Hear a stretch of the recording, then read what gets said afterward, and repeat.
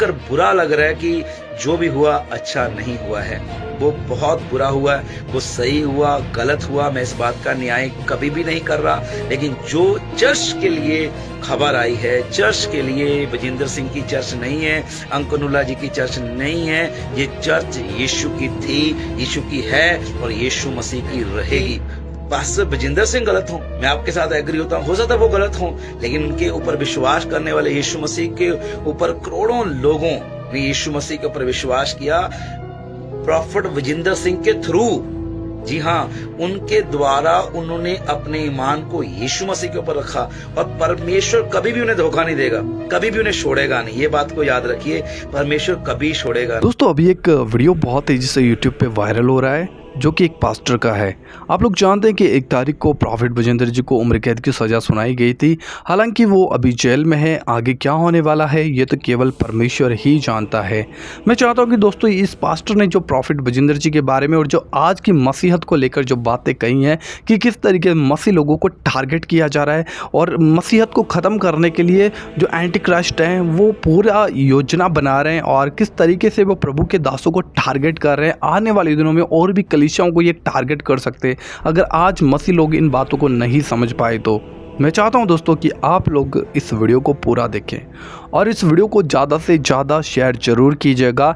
And दोस्तों हमारे channel को भी सब्सक्राइब कीजिए और अपनी राय जरूर आप कमेंट बॉक्स में लिखिएगा। लेकिन पहले आप इस वीडियो को देखिए, फिर आगे बात करते हैं। इसलिए हो रहा है ताकि किसी ना किसी तरीके से क्रिश्चियनिटी को हिंदुस्तान की धरती के ऊपर ढाल लगाई सके जहाँ खास करके पंजाब में एंटी कन्वर्जन लॉ को लाया जा सके। यीशु मसीह की कलीसिया ना कभी फिनिश हुई है और ना कभी ये फिनिश हो सकती है। कोई सेवकाई खत्म नहीं हो सकती जिस सेवकाई को खुदा ने खड़ा किया। एक बात को समझ लो, जो सेवकाई खुदा खड़ी करता है वो सेवकाई कभी भी खत्म नहीं हो सकती। डेफिनेटली परमेश्वर उनकी बेटी को इस्तेमाल करेगा और सरकारों को और दुनिया को दिखाएगा कि परमेश्वर किसी विशेष व्यक्ति का मोहताज नहीं अपने कार्यों को करने के लिए। मेरे प्रियो, वो अपना कार्य करता रहेगा।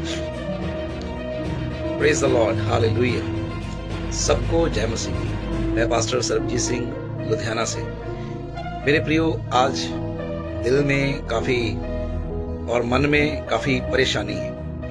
परेशानी की वजह आप सब जानते हैं कि एक बहुत ही बड़ा लॉस जो मसीह समाज में एक आदेश के द्वारा, एक जज साहब के आदेश के द्वारा जो मसीह कम्युनिटी में जो इस समय गमहीन माहौल है उसके विषय में आज दिल बहुत दुखी है। मेरे प्रियो, बहुत सारे कलीसिया मेंबर से मैं मिला, वो अंदर से बिल्कुल टूट गए इस फैसले के आने के बाद। वो पूरी तरह दुखित है, उनके हृदय जुड़े गए हैं, क्योंकि जो लोग प्रभु के ऊपर विश्वास रखते हैं, जो अपने अगुओं के ऊपर विश्वास रखते हैं, नेचुरल बात है कि वो चर्च की गवाही देते लोगों को आमंत्रित करते हैं और उनके मन को कहीं ना कहीं ये ठेस पहुंची। और बहुत सारे लोग उन्हें कहते भी होंगे कि देखो तुम्हारा पापा, तुम्हारा पास्टर, तुम्हारे चर्च वाले लोग ऐसे होते हैं। तो ये चर्च के ऊपर एक बहुत बड़ी नामधराई कर दी गई है। और मेरे प्रियो, एक बात को यहाँ पर समझना होगा कि जो मौजूदा हालात हैं, जो हालात बनाए जा रहे हैं, जो आने वाले समय में हालात बनाने की कोशिश की जा रही है, आपको उन चीजों में समझदार होना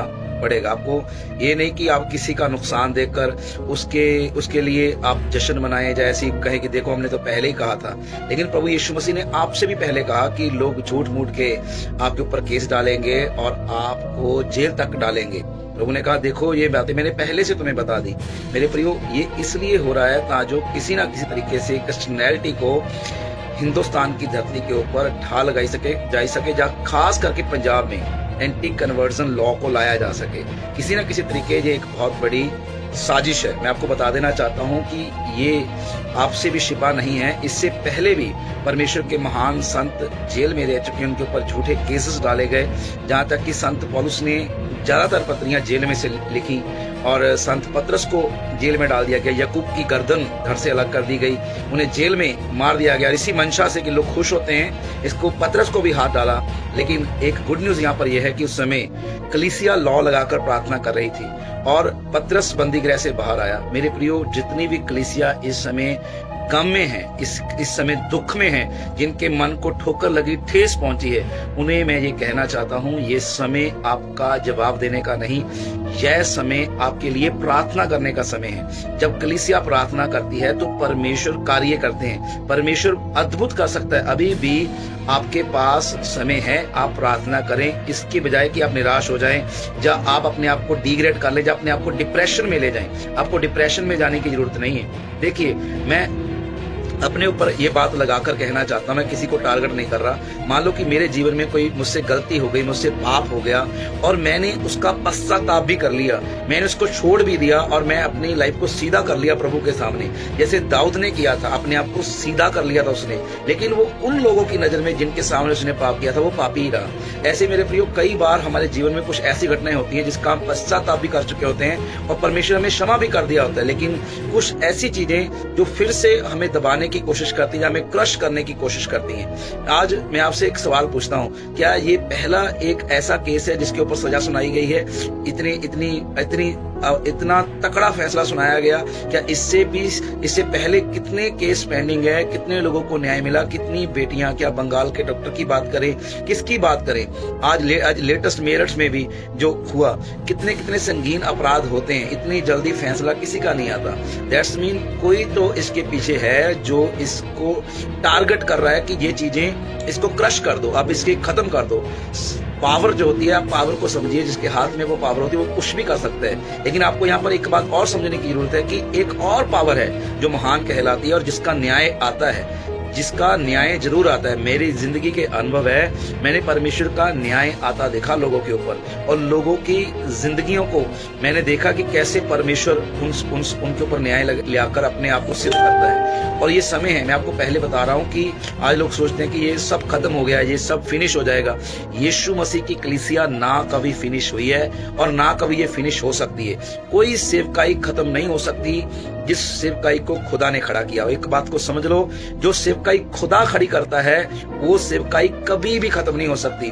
परमेश्वर के सेवक आज यदि जेल में है तो वही अनॉइंटिंग आगे ट्रांसफर हो जाएगी। और मैं आपको बताना चाहता हूं, जब परमेश्वर कार्य करने पे आता है ना, वो छोटे छोटे बच्चों को भी इस्तेमाल कर लेते हैं। दाऊद जैसे बच्चे इस्तेमाल कर लिए जाते हैं। मेरे प्रियो, मैं आपको बताना चाहता हूं कि आज भी प्रॉफेट विजेंद्र सिंह का परिवार है, उनकी बेटियां हैं, उनका भाई है।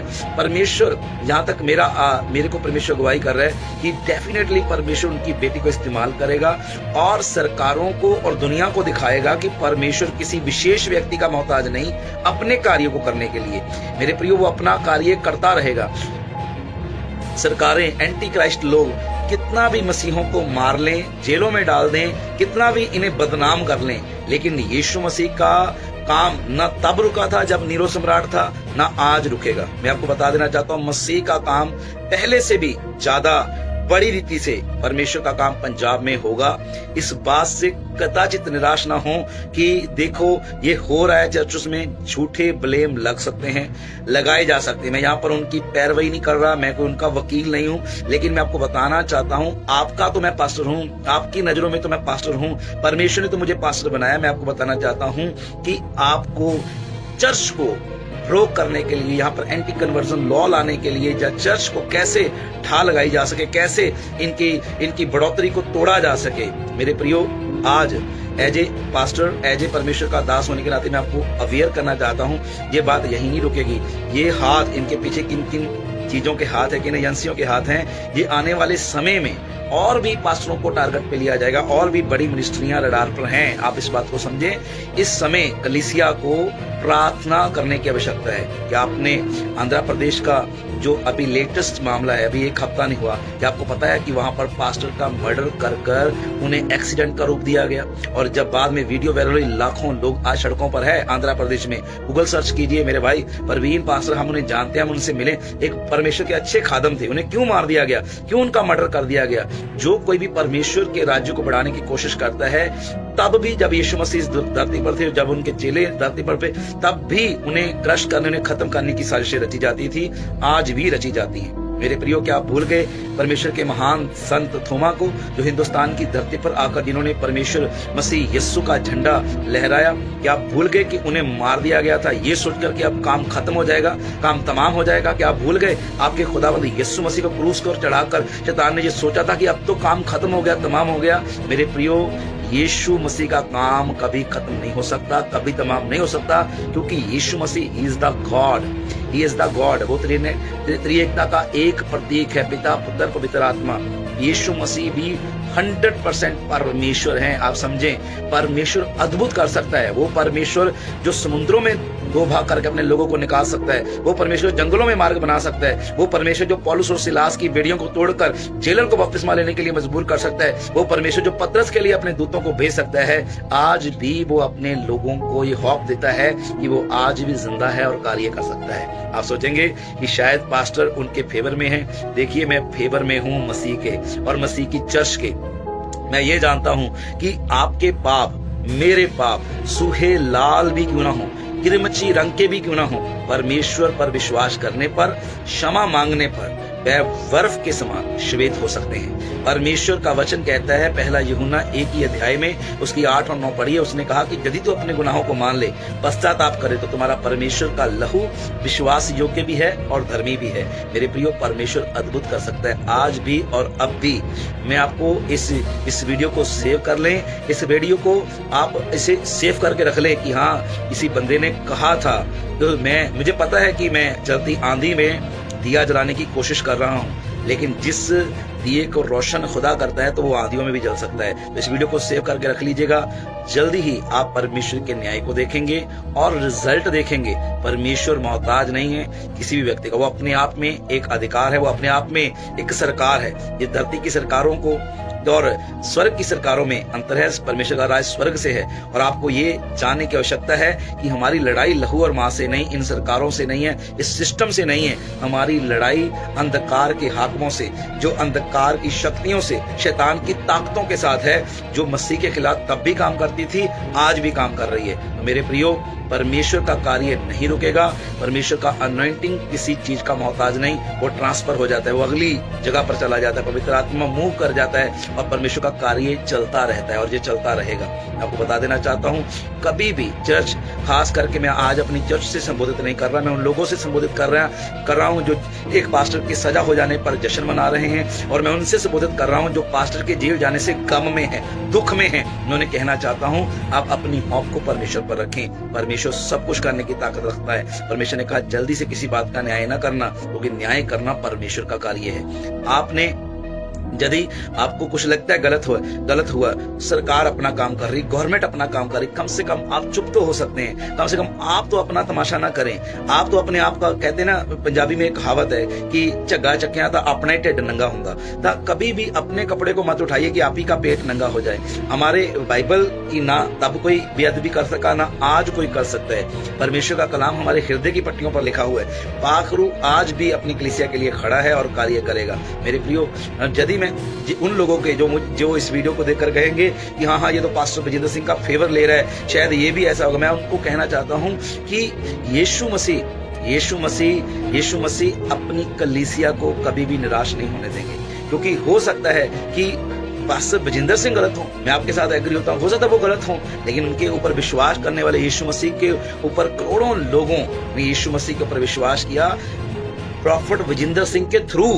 जी हाँ, उनके द्वारा उन्होंने अपने ईमान को यीशु मसीह के ऊपर रखा और परमेश्वर कभी भी उन्हें धोखा नहीं देगा, कभी भी उन्हें छोड़ेगा नहीं। ये बात को याद रखिए, परमेश्वर कभी छोड़ेगा नहीं, क्योंकि वो अपनी कलीसिया से प्यार करता है। वो तो ऐसे लोगों को बदल देता है जो उसकी कलीसिया को मारने के लिए जाती है। वो शाऊल को बोलता है, शाऊल तू मुझे क्यों सताता है, मैं तुझे शाऊल से पौल करने वाला हूँ। परमेश्वर शाऊल से पौल बनाने वाला परमेश्वर है। वो आज भी अद्भुत काम करने के लिए तैयार है। तो अपने गम से बाहर आइए, अपने आंसुओं को गम में बहाने की बजाय परमेश्वर के आगे बहाइए। मैं कलीसिया से कहना चाहता हूं जो आज गम के माहौल में है, जिनको ये सुनकर, ये देखकर बुरा लग रहा है कि जो भी हुआ अच्छा नहीं हुआ है, वो बहुत बुरा हुआ, वो सही हुआ गलत हुआ, मैं इस बात का न्याय कभी भी नहीं कर रहा। लेकिन जो चर्च के लिए खबर आई है, चर्च के लिए बजिंदर सिंह की चर्च नहीं है, अंकनुल्ला जी की चर्च नहीं है, ये चर्च यीशु की थी, यीशु की है और यीशु मसीह की रहेगी। और चर्च के लिए ये एक बहुत बड़ी दुखद घटना है, बहुत बैड न्यूज है,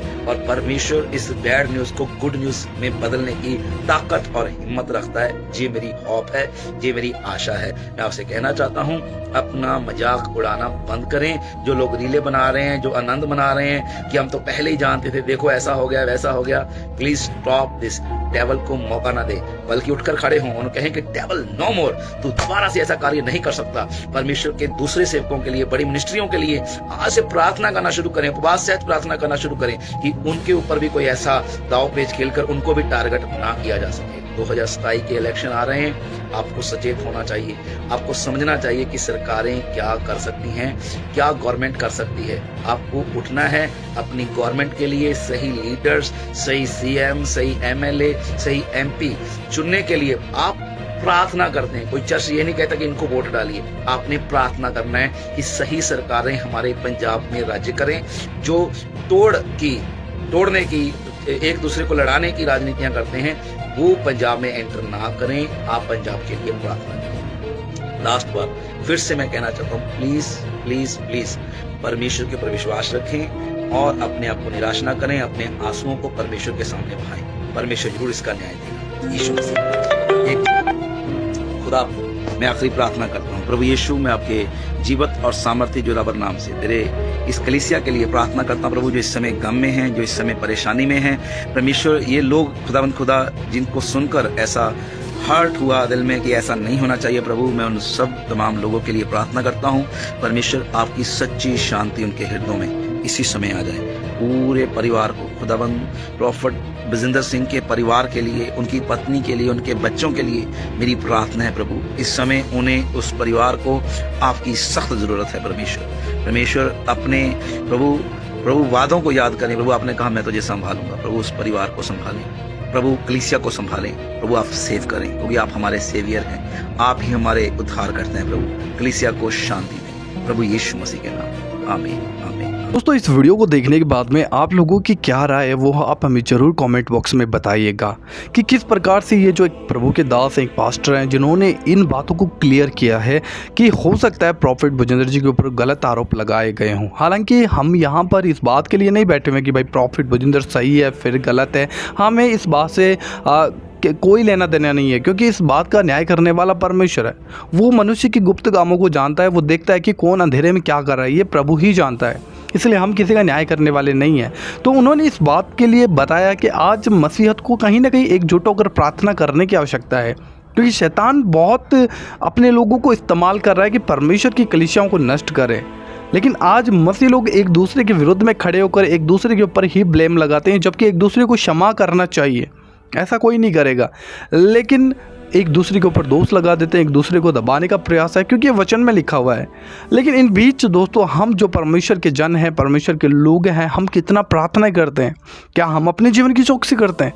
क्या हम दूसरों के लिए प्रार्थना करते हैं? आज दूसरों को गिराना बहुत आसान है, किसी के ऊपर दोष लगाना बहुत आसान है, किसी को गलत बोलना बहुत आसान है। भाई, कोई गलती कर भी रहा है तो उसके अपराध को ढांप लो, उसे क्षमा करो, ताकि दूसरे को देखने का अवसर ना मिले। उसे क्षमा करो, ये प्रभु का वचन कहता है। वो उसके लिए प्रार्थना करो। कोई दुर्बल है तो उसे सह लो।